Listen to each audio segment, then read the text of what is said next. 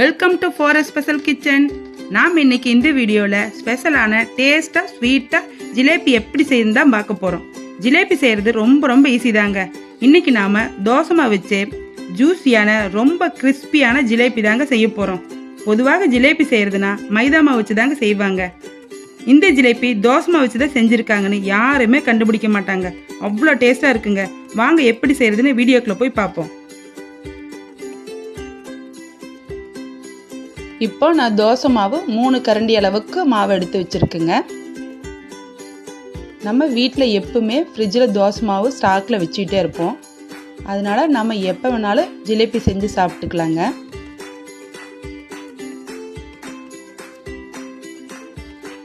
இப்போ இந்த மாவு கூட கேசரி பவுடர் கொஞ்சமாக போட்டுக்குங்க. நல்லா மிக்ஸ் பண்ணிக்கிங்க.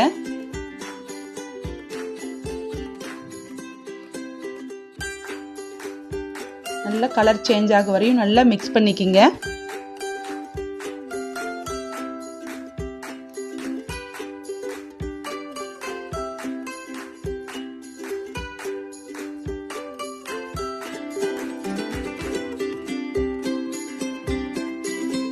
இப்போ நல்லா கலர் சேஞ்ச் ஆயிடுச்சு.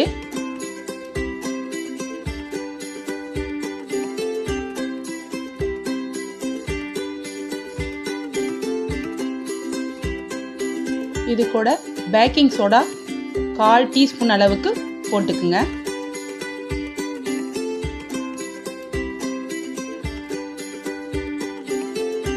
இதுவும் நல்லா மிக்ஸ் பண்ணிக்கலாம்.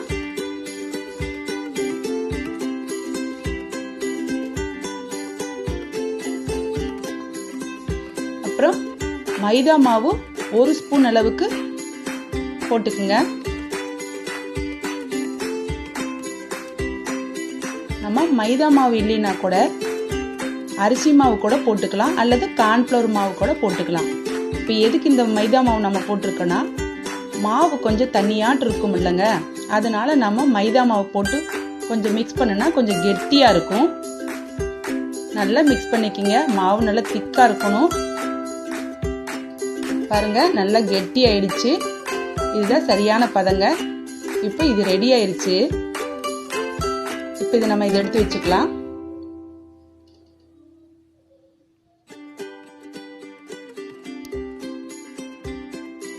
இப்போ சர்க்கரை பாகு ரெடி பண்ணிக்கலாம். அதுக்கு ஒரு பாத்திரத்தில் 1 கப் அளவுக்கு சர்க்கரை போட்டிருக்கேங்க. இதில் நம்ம சர்க்கரை முழுகிற அளவுக்கு கொஞ்சமாக தண்ணி விட்டுக்குங்க. நமக்கு அதிகமாக சர்க்கரை பாகு வேணும்னா இன்னும் இதே அளவுக்கு டபுளாக போட்டுக்கலாம். 2 கப் அளவு சர்க்கரை போட்டிங்கன்னா நம்ம அதில் 1 கப் அளவுக்கு தண்ணி விட்டுக்கணும். நல்லா மிக்ஸ் பண்ணுங்க. இதை நமக்கு பாகுப்பதம் வர வரையும் நல்லா கலக்கணும். நம்ம கெட்டியாக சர்க்கரை பாகு வர வேண்டாம். நம்ம 1 கம்பி பத அளவுக்கு வர அளவுக்கு நம்ம காய்ச்சி எடுத்துக்கலாங்க.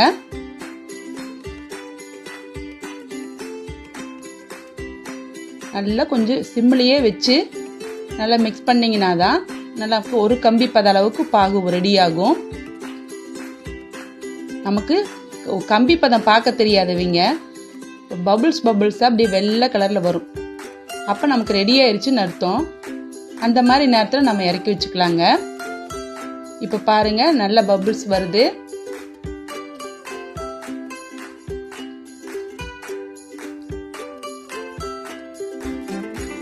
வந்துருச்சு பாருங்க. இப்போ நமக்கு சர்க்கரை பாகு ரெடியா இருக்குங்க.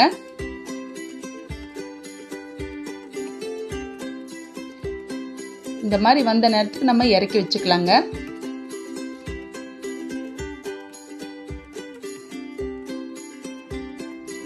இப்போ நம்ம ஜிலேபி பொரிச்சு எடுக்கிறதுக்கு ஒரு கடாயில கொஞ்சமா ஆயில் விட்டுக்குங்க. ஆயில் ஹீட் ஆனதும் ஒரு கவர்ல நம்ம அந்த மிக்ஸ் பண்ணி வச்சிருக்கிற மாவை போட்டுக்கிட்டு அந்த கவர் எட்ஜ் கார்னரில் சிசரை வச்சு கொஞ்சமாக கட் பண்ணி விட்டுட்டு நம்ம அந்த எண்ணெயில் பிழிஞ்சு எடுத்துக்கலாங்க. பக்கமாக வச்சு பிழிஞ்சு எடுத்தீங்கன்னா தான் கரெக்டான ஷேப் வரும். பக்கமாக பிழியறதுனால கையில் எண்ணெய் படுன்னு பயந்துக்க வேண்டாம். நம்ம மீடியம் ஃப்ளேமில் தான் வச்சு பிழிய போகிறோம். நல்லா திருப்பி போட்டு பொரிச்சு எடுத்துக்கலாங்க. ரொம்ப மொறுன்னு இருக்கணும்னு அவசியம் இல்லைங்க. கொஞ்சம் சாஃப்டாக இருக்கிறப்பவே நம்ம திருப்பி போட்டு எடுத்துக்கலாங்க.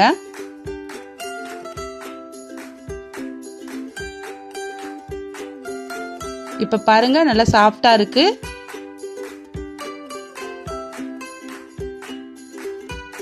ரொம்ப ஹை ஃப்ளேம்ல வச்சீங்கன்னா கொஞ்சம் கருகிடும்.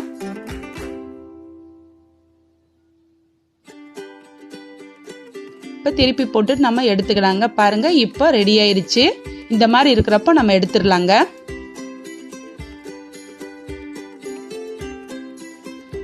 இப்போ நம்ம பொரிச்சு வச்ச ஜிலேபியை எடுத்து சக்கரை பாவு காய்ச்சி வச்சதுல போட்டு ஊற வச்சு ஒரு 2 நிமிஷம் ஊற வச்சுட்டு எடுத்துக்கலாங்க. 2 நிமிஷத்துலேயே நல்லா ஊறிடும், சாஃப்டாகவும் இருக்கும். இப்போ ரெடி ஆயிருச்சு. இதை நம்ம எடுத்துக்கலாங்க.